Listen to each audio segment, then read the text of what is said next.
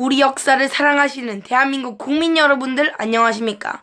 한국사 전문가가 되고 싶은 미말친입니다.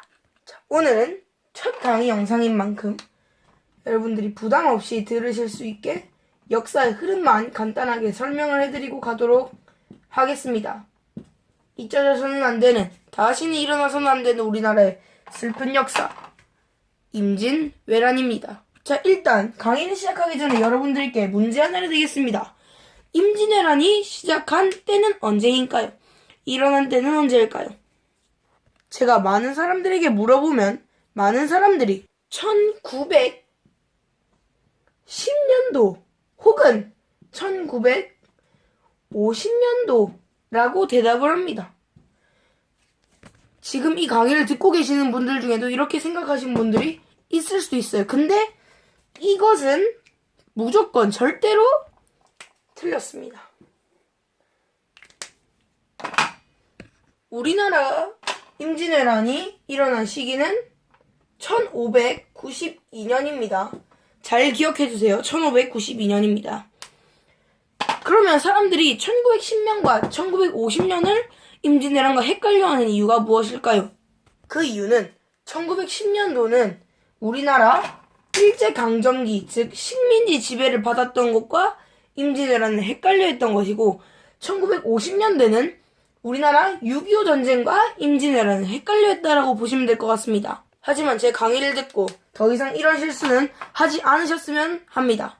다시 한번 말하지만 임진왜란은 1592년에 일어난 우리나라의 전쟁입니다.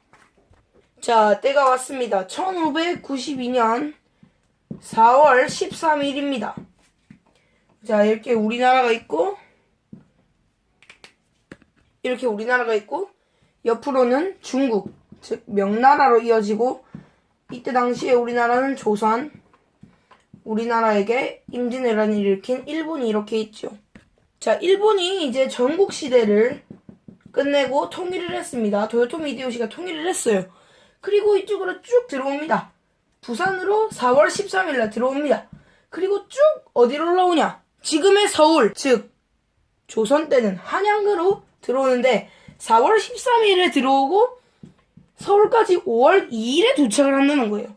여기 부산포로 쳐들어와서 수도까지 가는데 2주차 안 걸렸다는 거죠. 이 정도는 엄청난 속도로 뛰어왔다는 거죠. 자, 이렇게 올라왔습니다. 그래서 이제 여기서 일본군들의 생각은 어땠느냐? 자, 일단은 여기 있는 한양으로 들어왔으니까 왕을 잡은 상태로 왕이 인질로 잡히면 어떻게 됩니까? 그 밑에 군사들이 쌓이겠죠? 군사들을 모으고 군량미를 모아서 이 사람들, 조선 군대를 모아서 이 상태로 명나라를 치고 들어가면은 이 사람들이 총알바지, 즉 이 사람들이 다 해주고 뒤에는 우리가 지켜보고만 있으면 되겠구나 라고 우리나라를 쉽게 생각한 거죠. 그런데 당시 우리나라 왕 선조가 위대한 업적을 펼치시죠. 한양, 즉 서울, 수도를 버리고 어디로 피난 가십니까? 평양을 넘어서 여기 있는 의주까지 몸을 숨기십니다. 그러면은 선조를 잡으러, 왕을 잡으러 부산포에서 이쪽까지 빠른 속도로 뛰어온 일본군들은 갑자기 사라졌네? 왕이 없네? 어디 갔지? 그래서 일단 평양까지 올라가 봤는데 평양에도 없네? 어디 갔지? 평양에서 주춤주춤할 수밖에 없는 거죠. 한양에서도 머뭇머뭇거릴 수밖에 없는 거죠. 자, 이렇게 일본군의 1부대가 출발을 했고, 2부대는 여기 있는 일본군들한테 뭘 해줘야 됩니까? 밥을 줘야겠죠. 배가 고프니까. 남해안을 돌아서 바다를 돌아서 이쪽까지 배를 타고 이동하는 수밖에 없는데, 여기를 누가 막느냐?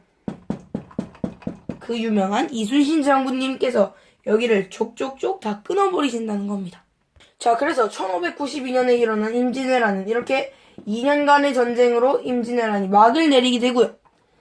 휴전이 3년간 이루어지게 되는데 이 3년의 휴전이 끝나게 됩니다. 이유가 뭘까요? 우리나라 여기 있잖아요. 여기 있는 요 남부지방 쪽에 이쪽 땅을 싹 다 일본한테 주고 명나라 요 황제의 딸을 도요토미 히데요시한테 첩으로 보내라. 이런 말도 안 되는 소리를 일본이 주장을 하기 시작합니다. 그래서 말도 안 되니까 정유재란이 또다시 일어나죠. 다시 전쟁을 일으킨 겁니다. 정유년에 재차 난이 벌어진 겁니다. 그래서 이제 여기서도 또 일본이 또 쳐들어옵니다. 또 쭉 쳐들어왔는데 이때는 우리나라가 진짜 잘 막아냈어요. 여기서 우리나라도 이제 진열을 가다듬고 여기서 이쪽에서 명량해전, 영화 명량 보셨죠?